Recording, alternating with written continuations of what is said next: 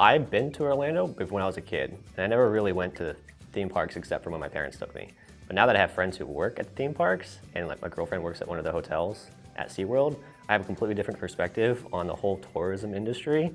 And my 6.5 years at UCF have taught me to appreciate just Orlando's culture when it comes to that. Plus I get to go to all the theme parks whenever I want, basically, so that's nice.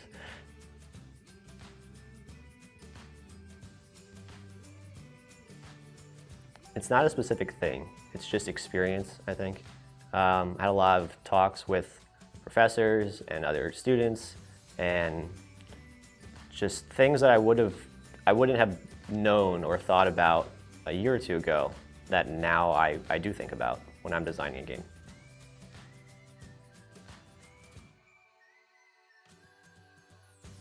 Semester 1 was pretty rough.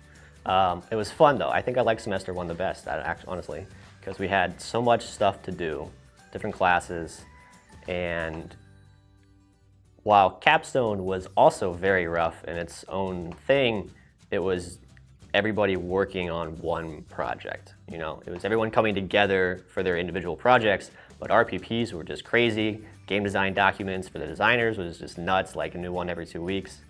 I think I grew a lot as a person that first semester, and then it was the last 2 semesters, spring and summer, that kind of refined that.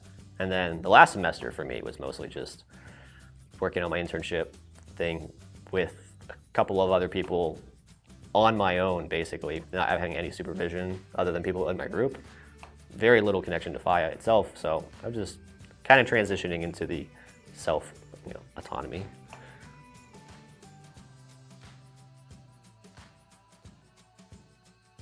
So I won a Rocket League, or like kind of won a Rocket League tournament that we had first semester, and I got this little Nerf gun. And a lot of other people have little Nerf guns and like little stuff that they put all around. So every now and then, you know, we would just take that out and then just shoot stuff for fun with little Nerf bullets, and we would go out. I mean, once Pokemon Go came out, everybody is like, let's go to Lake Eola, walk around and get all the Pokemon. And people were just playing games all the time when they should be working on stuff. But fun, you know, game designer stuff that we do.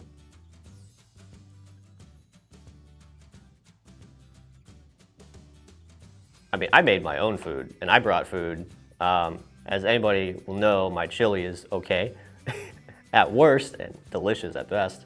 And I also made a lot of other things with my crock pot that I got a lot of use out of. So my late night snacks were probably the ones that I made. But little coffee cups and little K-cups with caramel stuff. I don't like real coffee, but I like the little coffee flavored, not coffee flavored, like caramel flavored. Little thing, put it in the machine, comes out, it's got some caffeine in it to keep you awake, so that was good.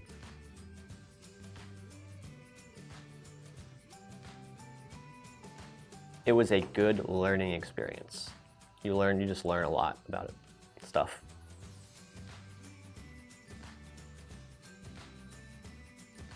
I would say going to GDC was my favorite part.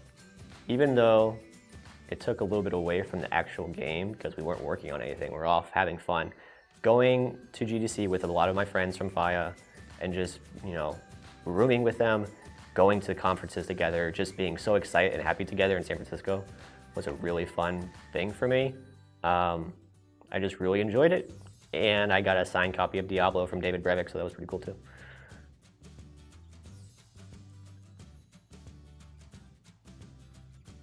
Know what the core essence of your game is and focus on that, and then do that before you end up making too much. Okay, so with Sketch Artist, we tried to do 20 cases. We're like, hey, we can do 20 cases. We didn't know we couldn't do 20 cases. Our art could not handle that much. We couldn't handle that much, but we wrote dialogue for so many cases and all these things, but we never just did one full, complete case with everything in it. And once we had that, it would be so much easier to replicate. But we never did that until so late in the semester that we only ended up with 2.5 cases in the whole game. So find out what makes your game great. Do one complete cycle of that before you go on and try to do 1,000 of them.